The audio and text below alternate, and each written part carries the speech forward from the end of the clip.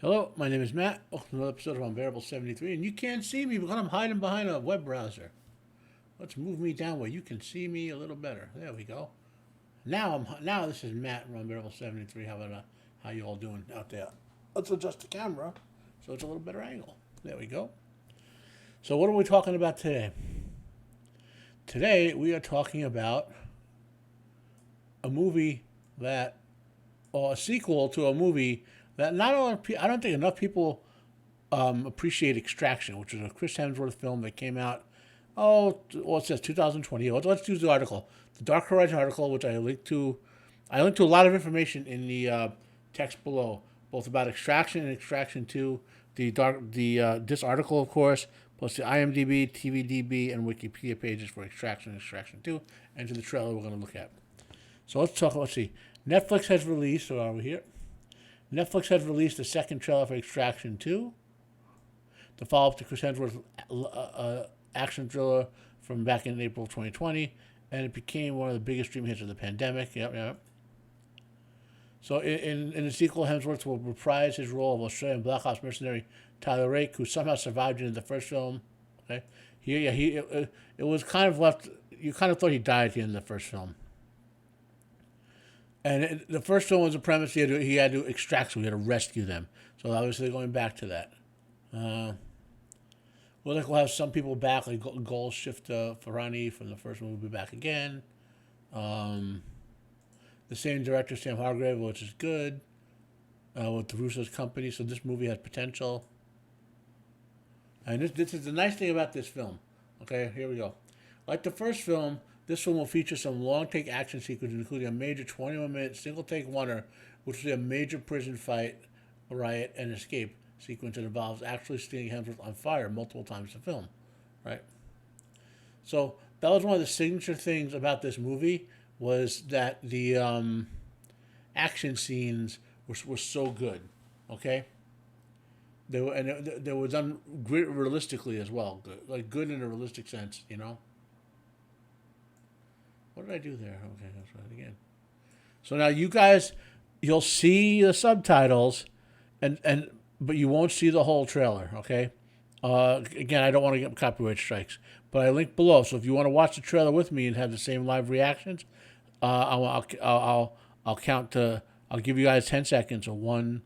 I'll give you guys 10 or 15 seconds of 1 Mississippi, 2 Mississippi, 3 Mississippi, 4 Mississippi, 5 Mississippi, 6 Mississippi, 7 Mississippi, 8 Mississippi, 9 Mississippi, 10 Mississippi, 11 Mississippi, 12 Mississippi. So now, theoretically, if you want to watch along with me, you have the trailer load up and at 0. So we'll start in 3, 2, 1, start.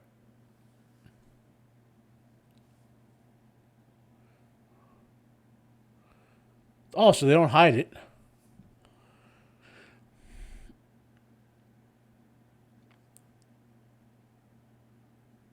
And this is because they realize they have a franchise here. Hemsworth does a great job in this role, playing a character who is very tragically damaged.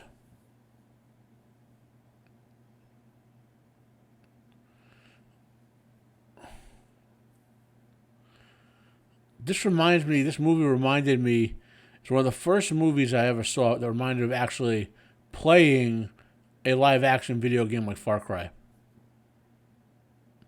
or Crisis.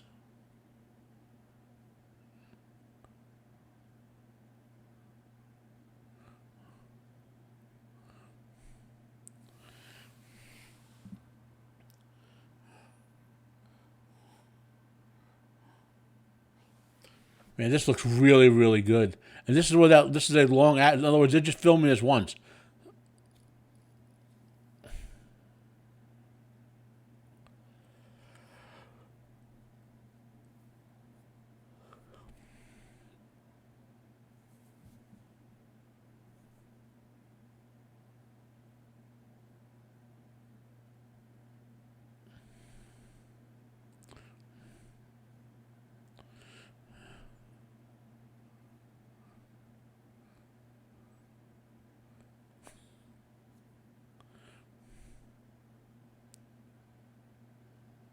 That was nice.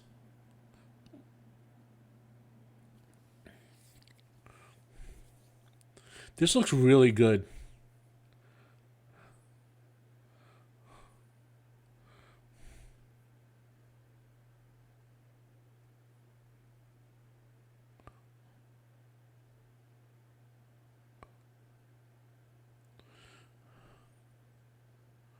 Wow.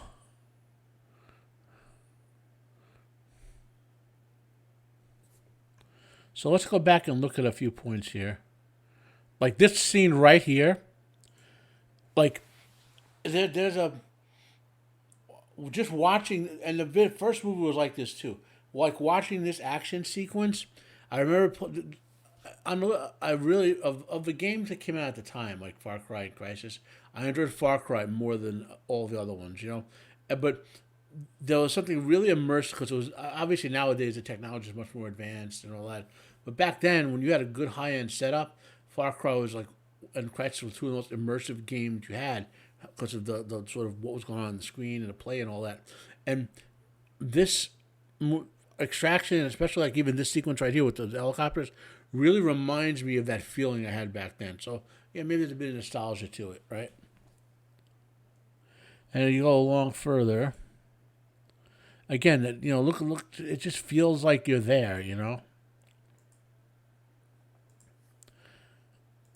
then we'll go forward a bit.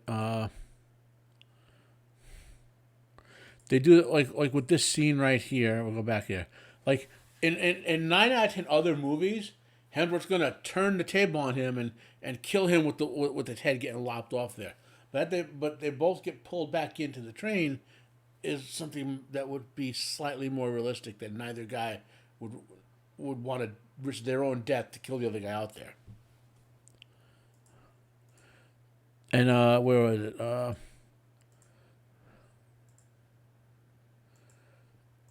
Now I don't know if the whole didn't like this, but it looks like Hemsworth had good chemistry with this kid. So when you have a kid in a film, you want to avoid the kid becoming a Kenny, first of all. Kaiju fans know what a Kenny is. And you want to avoid the kid like stealing the film, so to speak, in a bad way. Okay.